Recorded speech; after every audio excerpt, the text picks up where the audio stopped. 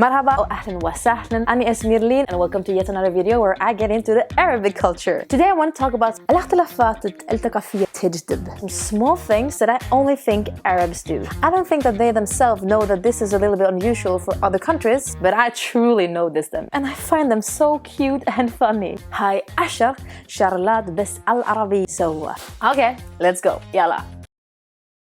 I will show you. First one up. طريقة طفولي بالداس في كاليادي. Is so cute. First time I saw a person doing this, I thought it was trying to be funny. So I'm used to clapping like this. My top fingers hitting the palm of my hand, like this. And when we clap with the kids, we often do this. Clapping with a whole hand at a time. But I often see the Arabs do this. Number 2. إعطاء وعود بداية الجملة حتى من يحتشون باللغة مو مالهم. So this comes from wallah, meaning I swear to God. And Arabs use them on most things. I would only swear by something if it is really, really important and really serious, and someone might not believe me. I swear to God, I will never ever steal your money. I would never do that. And I don't know, maybe Arabs have some trust issues or something because they use it all the time. All the time. On everything.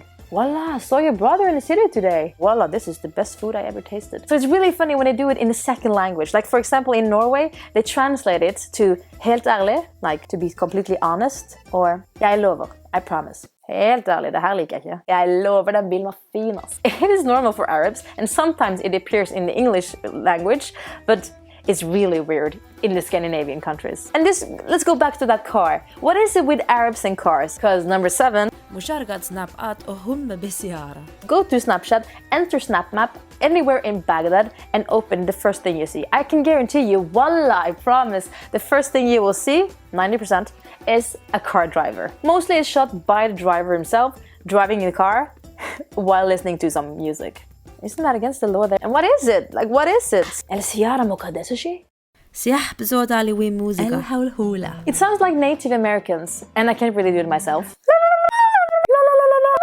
I can't do it. This is a common way to yell if you're being cheerful. Like for example, when we do a woohoo, whoop whoop, yeah, while watching shows or at a concert or in the end of a birthday song. It seems like it's often done by holding a hand on the top of your mouth, which I guess is to look a little bit more pretty when you do it. And the most funny thing I ever experienced with this was at the Arabic party. You know how DJs often have those honk sound, you know, they give this sound? So at this party, the DJ had the Arabic screaming button. So when he pressed this, you hear the sound, la la la la la, like this. That's so cool. It's epic. Let's go on to number 5. طريقة مميزة بتعبير عن التشجيع. So for example, when you're at a party and your shy friend finally hits the dance floor and you want to give him a little ego boost, so you try to like cheer him up, then you used to yell this. Hella, hella, hella. I don't know what they say. Hella, ella, Allah, hella. I think it's hella, hella, hella, hella. Since I'm a dancer, I find it interesting that they yell it on the odd number beat in the music. Because we often clap on the second number beat in the music. This can be a rhythmical challenge for people that are not into dancing or music. Let me demonstrate. So we would clap 1, 2, 3, 4, 5, 6, 7, 8. And they yell, hella, hella, hella, hella. Yeah? So it's not in the same place. Okay, so since we are at a party right now, let's go into how to snap like a real Arab. تقليل الشكل المسدس مع الطقطقة للزابلة. It's like, I don't know. I can't do it. But it's so cool. Can anyone teach me this? I've mostly seen men doing it. I imagine like young children running around, like boys playing, like shooting gunfights. I don't like to make stereotypes out of gender, but yeah, actually I did a lot of gunfight myself when I was a kid. بنحيتي بتوب صوت نازي بنحيتي مكالمة تلفونية. I don't know if all Arabs do this or all Iraqis do this, but I've seen this in many of my friends. It's like this. They talk on the phone and they have a normal voice. Ah, masal khair. And it's like they try to symbolize that this conversation is now going to an end by lowering their voice and talking more slow. It's like they get suddenly really tired and about to fall asleep. I find this highly amusing. Okay, let's do number 8. الحرش باليدين. Italians do it a lot and Arabs, they do it even more. Even this one. Actually, the Italians are like often here, like trying to hide it. And the Arabic people are really showing it. That's the difference, I think. Number 9 9 أكلها بشمس. I mock my friends for this. First time I saw it, they bought this bag. So I thought they had bought a bird and were going to feed it with the seeds. I was like, only birds eat that. But no, it was their snacks.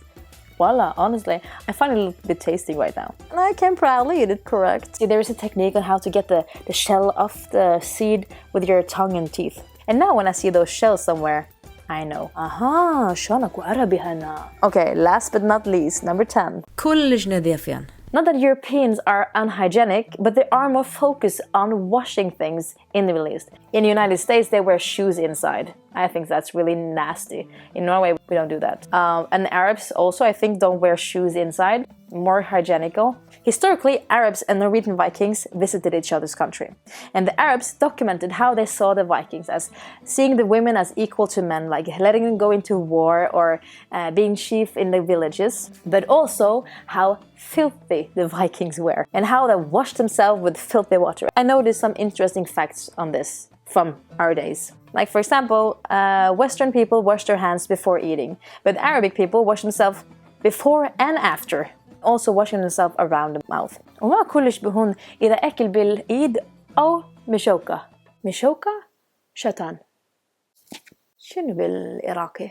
I now see that this is reasonable. Not to forget how Arabs wash themselves with water every time they go to the bathroom, while in the Western world they often just use paper. Actually, in some Eastern countries they don't even use paper. I'm a true big fan of the water thing. And let's not forget that the Europeans, we don't circumcise boys. We see it as something a man should decide when he's 18 plus. But the whole tradition comes from hygienic purposes. I know that even Christian people in the States actually do it. So these were my top 10 cultural differences. Do you agree with me? Comment below if I am missing some points. And like always, subscribe to my channel for more cultural fun stuff and to follow my Arabic journey. Okay, نشوفك بعدين. Thank you so much for watching. مع السلامة.